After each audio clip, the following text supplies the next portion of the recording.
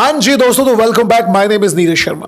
आप इस वीडियो को कहां से देख रहे हैं, आपका नाम और आपके शहर का नाम वीडियो के कमेंट बॉक्स में जरूर बताइएगा, क्योंकि अगली वीडियो में मैं आपका नाम जरूर लूंगा। और अब सीधा सीधा बात कर लेते हैं आज के इस केस के बारे में। एक ऐसा केस जो आपको पूरी तरह से चौंका कर रख देगा।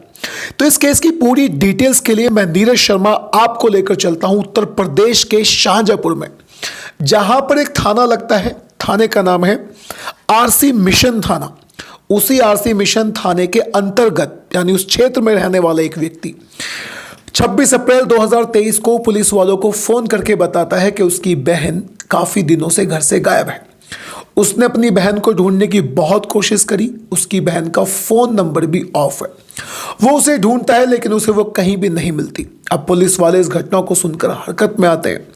वो कोशिश करते हैं कि इस लड़की का पता लगाया जाए, जिसकी उम्र है 30 साल और नाम है प्रिया। अब पुलिस वाले पूरी कोशिश करते हैं अपनी तरफ से उस लड़की को ढूंढने की, लेकिन फिर वहीं पर पास में एक जगह पड़ती है लखीमपुर, और उसी लखीमपुर में एक छोटी सी जगह है मियाँपुर। वहां पर पुलिस वालों को एक सर कटी हुई लाश मिलती है, या फिर यूं कह लीजिए कि एक सर कटा हुआ कंकाल मिलता है। अब पुलिस वालों के पास जो ऑलरेडी एक इनपुट था उस लड़के का, पुलिस वाले उस लड़के को अपने पास बुलाते हैं और उसे थाने ले जाकर उस कटे हुए कंकाल को यानी सर कटे कंकाल को दिखाते हैं। अब वो लड़का फूट फूट कर वहीं पर रोने लग जाता है, क्योंकि वो और किसी का कंकाल नहीं था बल्कि उसी की बहन का कंकाल था, जिसकी पहचान भी उसने उसके कपड़ों से करी थी। अब पुलिस वाले इस केस की छानबीन में पूरी तरह से जुट जाते हैं।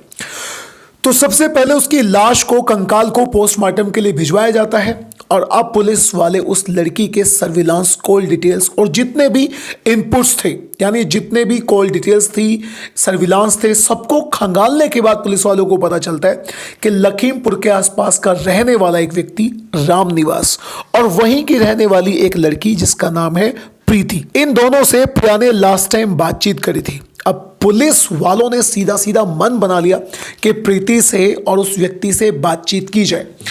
जब पुलिस वालों ने इन दोनों व्यक्तियों को पकड़ा, यानी रामनिवास को पकड़ा और प्रीति नाम की उस लड़की को पकड़ा जिसकी उम्र थी 24 साल, तो उन्होंने एक ऐसा राज सामने रखा जिसे सुनकर पुलिस वालों के भी होश उड़ गए, और वो लड़का जिसकी बहन की हत्या हुई थी उसके भी होश उड़ जाते हैं। तो रामनिवास और प्रीति एक कहानी सुनाते हैं, और उस कहानी के हिसाब से प्रीति नाम की इस लड़की की मुलाकात जिसकी उम्र 24 साल है प्रिया नाम की लड़की से हुई थी जिसकी उम्र थी 30 साल। इन दोनों को आपस में एक दूसरे से दोस्ती हो जाती है, और दोस्ती होने के बाद इन दोनों में समलैंगिक रिलेशनशिप बन जाता है। ये दोनों एक दूसरे के प्यार में पागल हो जाती हैं, साथ में जीने मरने की कस्में खा लेती हैं। जो प्रिया नाम की लड़की थी जिसकी उम्र थी 30 साल, उसे लड़कों की तरह रहने का शौक था, और जो प्रीति नाम की लड़की थी उसे लड़कियों की तरह रहने का शौक था। इन दोनों में संबंध बनते हैं और ये एक दूसरे के साथ रहना शुरू कर देती है। एक दूसरे से बहुत खतरनाक अंदाज में प्यार करने लगी थी। अब कहीं ना कहीं इस बात की भनक प्रीति के घर वालों की भी पड़ गई थी।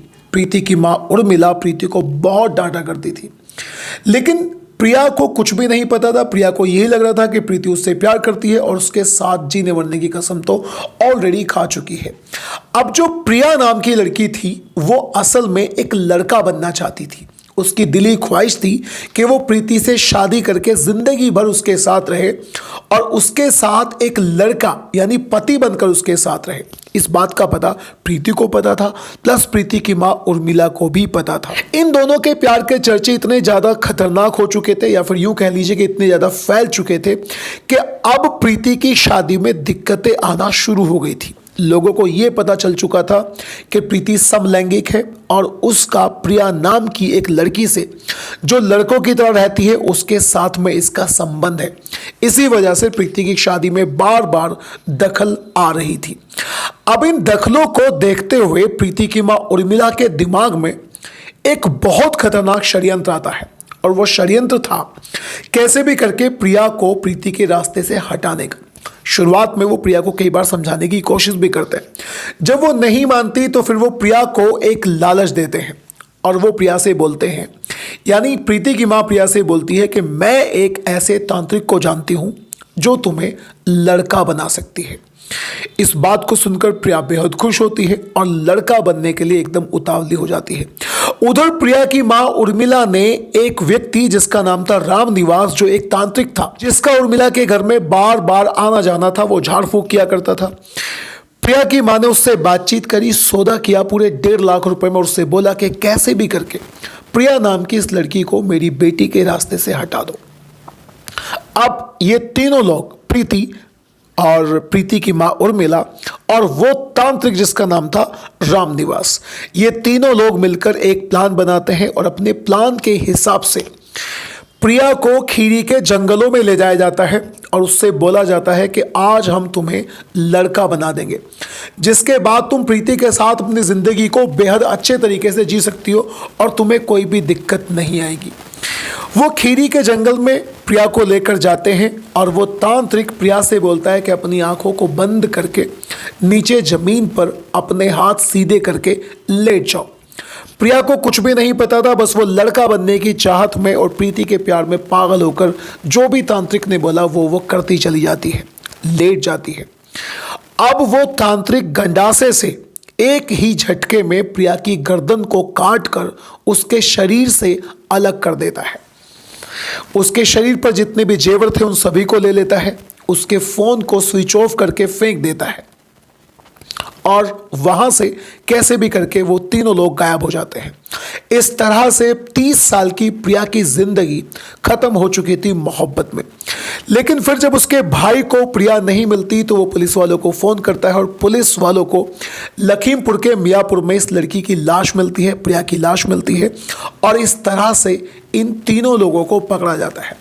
अब पुलिस वालों ने तीनों को अरेस्ट करके जेल भेज दिया, लेकिन सवाल ये है कि क्या उर्मिला की मां ने सही करा, क्या प्रीति ने प्रिया के साथ सही कराया?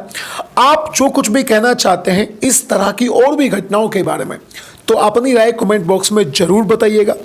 और दोस्तों, अगर आपको क्राइम स्टोरी सुनना अच्छा लगता है then do subscribe to this channel.